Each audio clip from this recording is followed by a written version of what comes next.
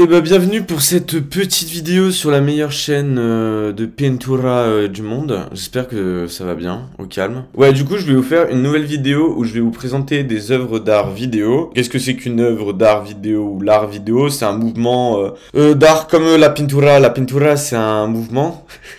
C'est pas la même chose du tout. En gros, c'est les gens qui utilisent le médium de vidéo. Et j'ai dans un magnifique sac, plein de bonnes vidéos à vous présenter. Du coup, elles sont plutôt drôles. Moi, j'aime beaucoup l'art vidéo. Pourquoi? Parce que je me vidéo. Ça, c'est un truc de dingue. Non, parce que bah, j'adore la vidéo en fait de base. C'est vraiment un médium que j'apprécie de taré quoi. Du coup, pour les premières vidéos, c'est parti. Julien Prévieux. J'avais vu une conférence de son travail quand j'étais aux Beaux-Arts de Grenoble. Je crois que la conférence, ça s'appelait l'esthétique des statistiques. Alors, esthétique des statistiques. Alors, je tiens tout de suite à vous rassurer, il va pas être question de statistiques bien longtemps. C'est plutôt la sonorité du titre, esthétique des statistiques, qui va me permettre... Bon, là, t'arrives en première année des Beaux-Arts, tu te dis, mais qu'est-ce que c'est que cette histoire de conférence? Et non, et du coup, il nous avait présenté plein d'œuvres qu'il avait réalisées. Franchement, super passionnant. En plus, Julien Prévieux avait gagné le prix Marcel Duchamp en 2014. Donc, le prix Marcel Duchamp, ce n'est pas n'importe quoi. Et en plus, qu'est-ce qui est cool, c'est que Julien Prévieux a fait les Beaux-Arts de Grenoble. En tout cas, à un moment donné, il était aux Beaux-Arts de Grenoble. Et la première vidéo que nous allons visionner ensemble, ça s'appelle Crash Test. Ah, vite fait, Julien Prévieux, il fait plein d'autres trucs cool. Il a fait des vidéos parlant de Google, parlant du deep learning. Il a fait les lettres de non-motivation qui sont excellentes et que bah, je vous conseille d'aller voir sur son site. Elles sont toutes présentes. Et donc là, c'est des vieilles vidéos que je vais vous présenter.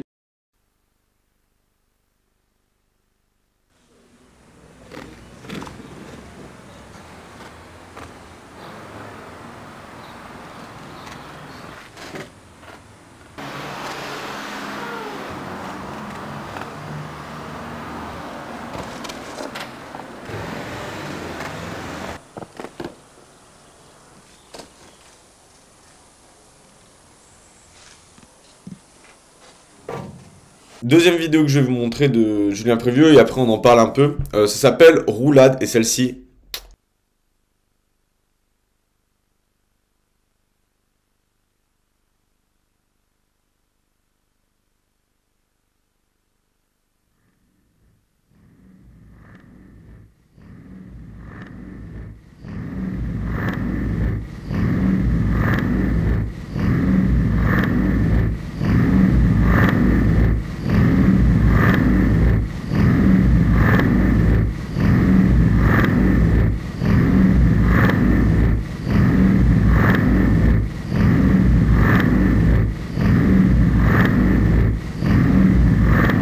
Alors du coup celle-ci, qu'est-ce qui se passe? C'est que tout simplement Julien Prévieux se réveille avec un casque et là c'est parti, il tombe de son lit, il fait des roulades, il dévale ses escaliers, il va dans la rue. Il y a en plus cette bande sonore très... genre très mécanique, tu vois le truc, il va faire tout ce qu'il doit faire mais en roulade. Donc tu le vois dans différents lieux en faisant des roulades dans la rue. Enfin, il y a ce côté que j'aime bien avec l'autre vidéo, c'est vraiment bah il est en contact direct avec bah, la surface de la ville, quoi. Dans l'espace public. Parce qu'à chaque fois, il fait ses performances qui sont filmées, qui sont finalement bah, une vidéo en tant que telle. Ça se passe tout dans l'espace public. Et moi, ça me fait penser beaucoup à un peu... Il y a un truc très machinal. Il devient même une machine, en fait, finalement, hein, dans ces deux vidéos. Et ça me fait penser, bah, je sais pas, à tous les emplois un peu ubérisés. Par exemple, je pense aux livreurs à vélo, les trucs comme ça, où finalement, en fait, t'es pris dans le tourbillon. Il y a, en fait, on est devenu des sortes de machines à faire des trucs en boucle, alors que, en tout cas, il y a un truc très machinal, même dans l'autre vidéo, quoi. C'est parti. Allez, bam. Il devient une sorte de machine. Ça donne envie de faire des roulades à longueur de journée. J'ai envie de me déplacer seulement en roulade. Troisième œuvre vidéo. Alors là, pour le nom de l'artiste, c'est Zbigniew Rybieskiewski Tango. La vidéo Tango, 1981. Très belle vidéo que bah, j'avais découvert aussi aux Beaux-Arts de Grenoble grâce à un de mes profs. Franchement, une petite pépite. On se regarde une petite pépite tout de suite. C'est parti.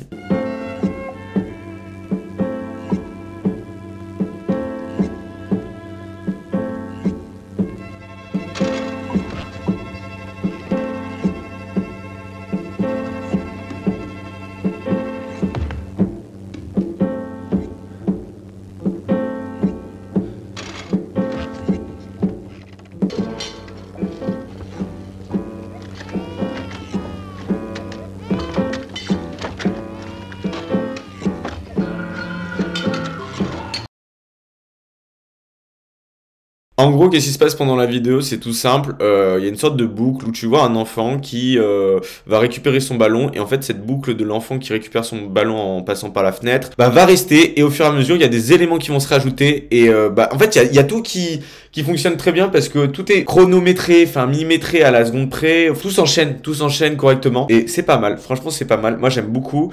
Même l'esthétique me fait penser au travail de Escher, genre le truc un peu infini, vous savez, avec l'escalier infini, tu vois, il y a ce type de boucle là qui est perpétuel. En fait, tu te demandes jusqu'à où ça va se terminer, comment ça va se terminer, quoi. Et je trouve que esthétiquement, cette vidéo est très très sympa. En plus, elle est assez vieille, 1981. En tout cas, voilà, je voulais la mettre dans la liste parce que bah, c'était une vidéo en plus que je recherchais depuis un moment et puis je l'ai retrouvée. Super bien cette vidéo. Alors, le prochain artiste, je l'apprécie. On avait déjà vu une de ses œuvres dans ma dernière vidéo et c'est Pierrick Saurin. Pierrick Saurin, j'adore trop d'humour. Pierrick Saurin, beaucoup trop d'humour. La dernière fois, on avait vu Les Réveils de Pierrick Saurin et là, c'est Nantes, projet d'artiste. Et en gros, c'est une sorte de faux documentaire, mais quand tu le regardes la première fois, tu te dis, c'est super louche quand même.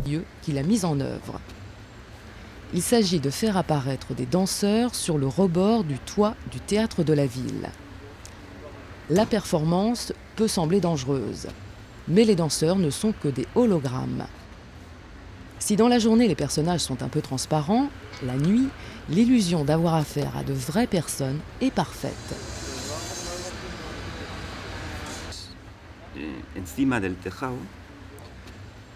L'ensemble des danseurs alignés sur le toit font référence à la tradition des sculptures de fêtage. Parce que en fait, Pierrick Saurin va se mettre en scène dans différents personnages. Parfois, il va se travestir, parfois, il va avoir un accent mais déplorable. Et parce qu'il va prendre la place d'artistes en fait, d'artistes qui présenteraient lors d'un documentaire des projets qu'ils ont réalisés pour la ville de Nantes, donc une sorte de commande publique quoi. Et mais en fait, au fur et à mesure que tu regardes la vidéo, tu te dis non, c'est pas possible, parce que tu sais pas trop si c'est un vrai ou un faux documentaire. Surtout que c'est sorti dans les années 2000, il y a des trucs genre des sortes d'hologrammes où mais c'est complètement absurde en fait, c'est complètement absurde. Il y a des projets qui sont présentés dans cette vidéo, tu te dis ah mais c'est génial, ça pourrait trop exister en fait. J'y crois à fond à cette vidéo. Et en fait, le projet d'après, c'est, je crois, il y a une histoire où il y a un tram qui avance et en gros les passagers voient comme un peu comme les flipbooks, une sorte d'homme nu en fait dehors. Enfin c'est trop bizarre. Pierrick Saurin, il y a toujours un peu voilà l'humour, donc comme avec les réveils, enfin un truc qui nous arrive toujours, mais là cette fois-ci c'est plus de l'absurde. Parfois t'y crois un peu moins. Et j'aime bien jouer sur ce côté-là où est-ce que c'est vrai, est-ce que c'est faux, à vous de décider. Mais je vous dis quand même c'est faux quand même. Trop doucement. Alors là on va rester sur des documentaires, enfin une sorte de documentaire. Cette fois-ci c'est un vrai documentaire. Ça a été fait par Benoît Grimalt et c'est retour à Genova City, bien évidemment. Donc Genova City, c'est un film qui a été récompensé par pas mal de prix, de festivals ou quoi. Moi, je l'avais découvert au FRAC d'Occitanie. Genre, je regarde l'expo et là, je tombe sur cette vidéo. Elle dure genre une trentaine de minutes. Je suis resté tout le long parce que j'étais impressionné. C'est le genre de vidéo que j'adore. En gros, donc Benoît, on va l'appeler Benoît Grimalt, hein, le cousin. Il va voir ses grands-parents et il leur demande. Alors, tu me racontes l'histoire des feux de l'amour du début à la fin. Oh, punaise. Tu t'en souviens des feux de l'amour? C'est moi, 20 ans, 15 ans. Il y a 20 ans. Et les Feux de l'amour, dites-vous, j'étais choqué parce que la première diffusion des Feux de l'amour, c'est en 1973 et il y a plus de 12 000 épisodes. Et je vous promets qu'en gros, on comprend rapidement que les deux grands-parents, ils ont regardé tous les épisodes. Ils en manquaient pas une. C'est ce qu'il explique dans le documentaire. Et en fait, ces bails de relations, même elle, en fait, elle sait même plus en fait ce qu'elle regarde. Elle sait même plus où ça va parce qu'il y a toujours plein de dénouements. Pour nous aider à nous y retrouver, voici les liens qui unissent quelques-uns des personnages principaux. Au moment de ce tournage, Nikki est mariée à Victor. Elle s'est mariée 12 fois en tout, dont 4 fois avec Victor et 2 fois avec l'ennemi juré de celui-ci, Jack Abbott. Victor, quant à lui, s'est marié 15 fois, dont 2 fois avec Sharon, qui a été par 3 fois la femme de Nicolas, le fils qu'il a eu avec Nikki. Par ailleurs, Sharon a elle aussi été l'épouse de Jack Abbott, lequel s'est marié 3 fois avec Phyllis, l'ennemi juré de Sharon. Dans ma famille, c'est beaucoup plus simple. Mémé s'est mariée une seule fois, avec Pépé, qui est décédé en 2002. Elle a par ailleurs toujours vécu avec son frère, Thomas. Mémé n'a eu qu'un fils, qui lui-même a eu 3 enfants, mes 2 frères et moi.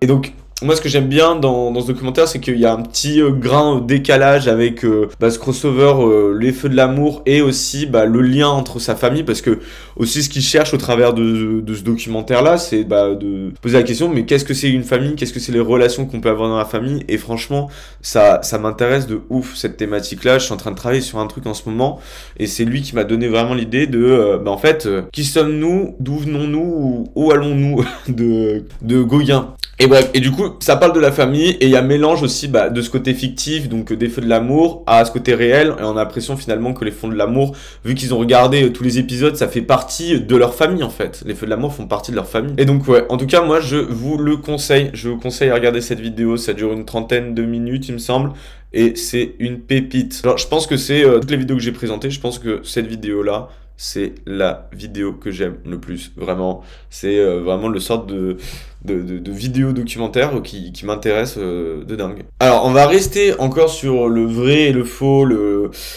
fictif, le réel. Et là, je vais vous présenter Quentin Dupieux, le non-film. Alors, c'est vrai que je parle d'art vidéo. Peut-être que certaines œuvres que je vous présente dans cette vidéo ne font pas forcément partie de l'art vidéo. Mais moi, je les considère comme telles, en fait. Parce que je trouve qu'il y a beaucoup de messages dedans. Il y a de quoi dire, en fait. Il y a de quoi dire. Donc, pour moi, elles font partie de l'art vidéo. Pour revenir à notre Quentin Dupieux, avec le non-film. Ça va être quoi? Un western, non? Non.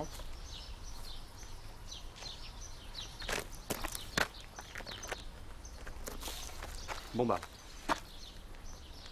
bonne continuation. J'ai noté un petit truc, parce que c'est un peu compliqué d'expliquer ce film, parce que c'est un non-film en fait. C'est comme le titre, c'est un non-film. Donc, parce que j'ai écrit un petit texte, parce que ce film, il est difficile de le raconter, car au fond, le non-film est une mise en abîme du tournage en lui-même du non-film.